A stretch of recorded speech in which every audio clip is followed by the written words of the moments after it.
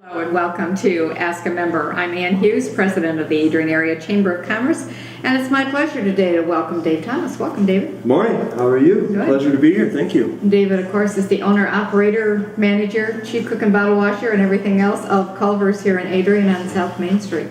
Jack of all trades. I can do everything, but I'm not good at anything. No, I know better than that. I know better than that. Let's talk about the business for a little bit, and then I want to talk about some of your community involvement because you've gotten very involved in the community in the last year or so.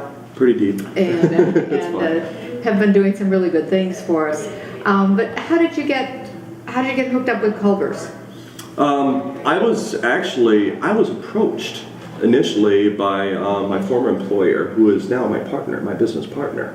He was looking for some different investments, and he wanted to do something different, and he was an owner-operator of the business that I was running.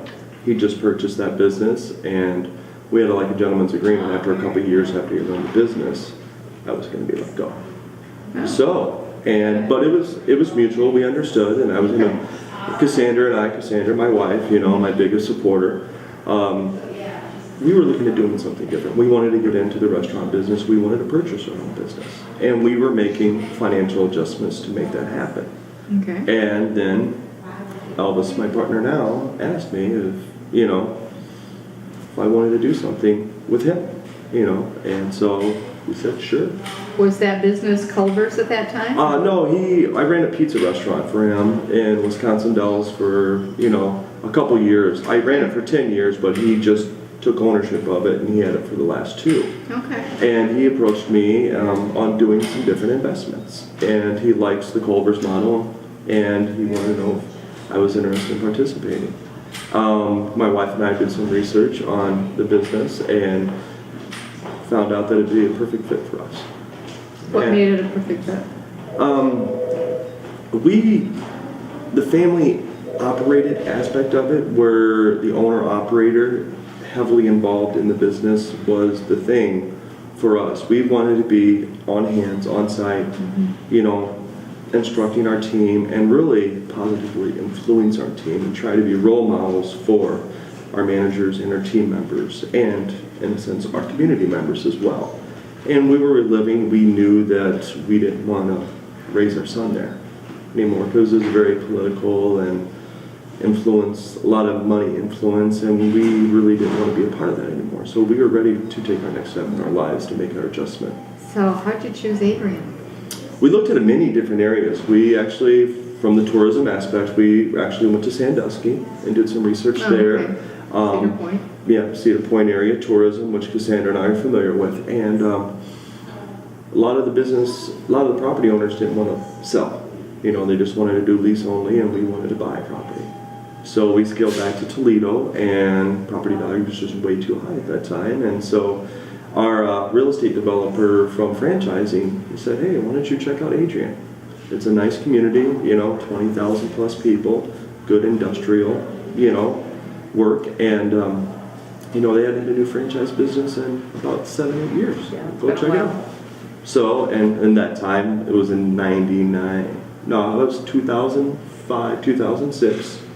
And so my wife and I and Darren came out here. We spent a weekend in Sandusky, and then we spent 3 or 4 days in Adrian, and I did a little bit of research, and actually I came here, I think I met you for that day. Yeah. We talked briefly, and I got some information, and we just kind of drove around, and we fell in love with the community. We really, really liked it.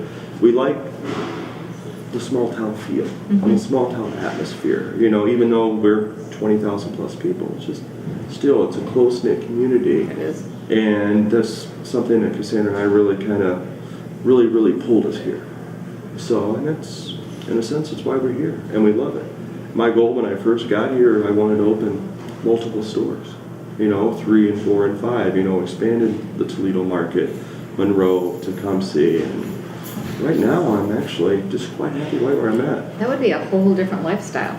It would be. You'd be on the road a lot more, you'd be gone a lot more. Yeah, and Cassandra and I have had many discussions. We've been approached a couple times, and with the economy as tough as it is right now, Cassandra and I are quite happy right where we're at. And we feel if we would go into a stage 2 in regards to another store that would pull me away from the community activities that I already do. So, I mean, the options are still there, but we would follow one of our managers, in a sense, to take ownership opportunities. And so that's, in a sense, what we're doing now with some of our managers, kind of molding them to see if they're ready to take the Giving next them step. opportunities. Give them the opportunity as entrepreneurs themselves. I know Culvers is famous, and I always teach you about the living on butter burgers. Yeah. But of course, the custard is, you hear the custard on the radio every day because, flavor of the day. Yeah. You also do something for nonprofits with the custard. Yes, our program. fundraising Can you tell us trailer. about that? Yeah, our custard trailer is it's a we work with a lot of nonprofits. Just this last one we did at the Onset Senior Center out at the Walker Tavern Park, and basically we sell you pre-portioned items of custard. We'll bring the trailer out, we'll set it up for you, we'll give you the sales information that you need, and you get the opportunity to sell custard representing Culvers and your nonprofit organization. And that organization, whatever it may be, will split the profits of the sale 50-50.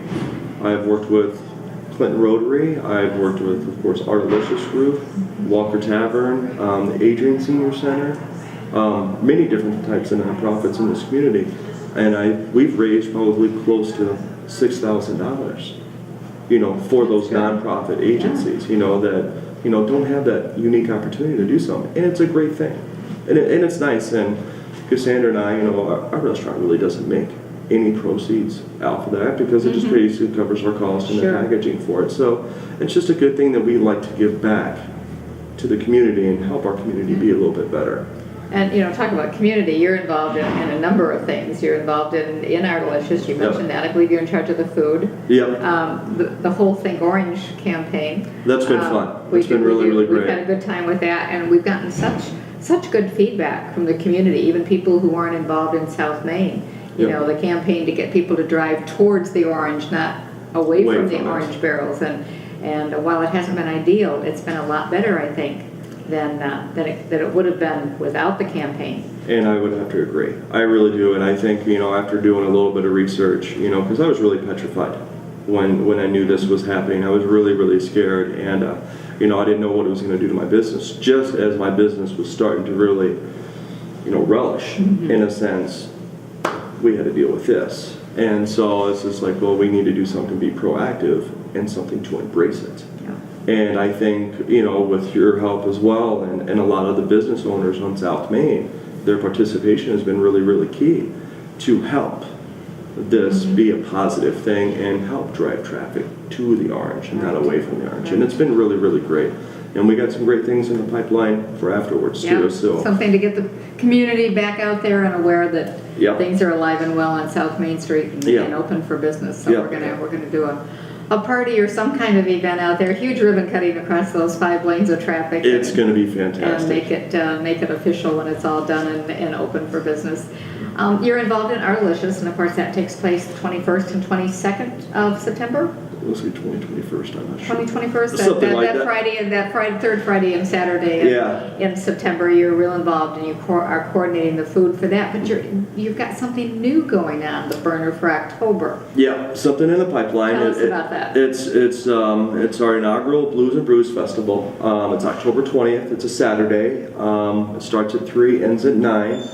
Of course, not my expertise, but my background is tourism. And I am trying to do something to bring tourism into our community.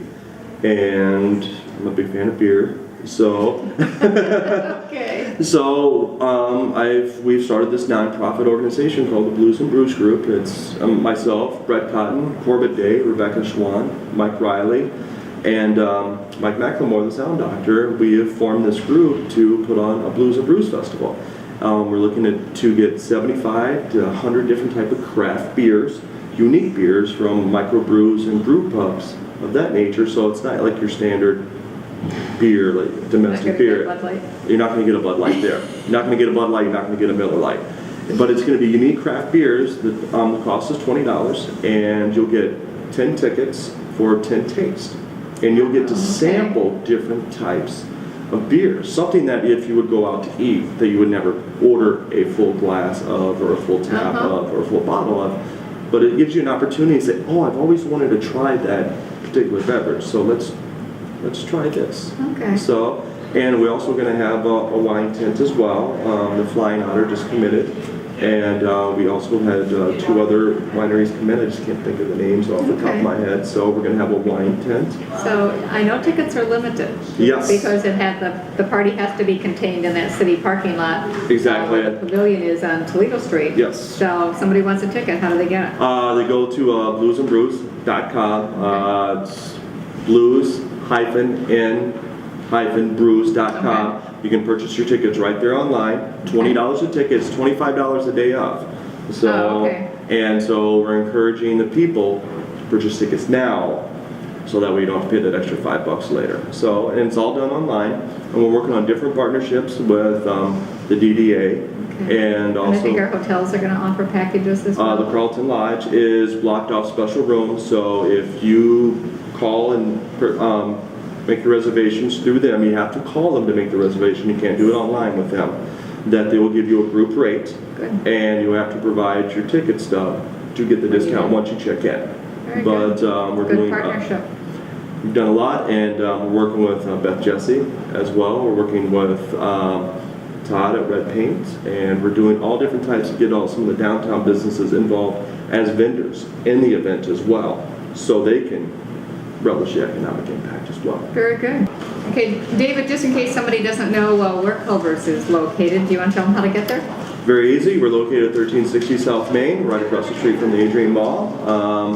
Great food, great service, great variety of food. We're not known just for the butter burger and our fresh custard, but we have delicious salads, delicious chicken, and a great variety. Our phone number is 517-264-5090. If you have any other questions, just have anybody feel free to give me a call. Okay, that pretty well takes care of it. Thank you so much. Thank you very much, David.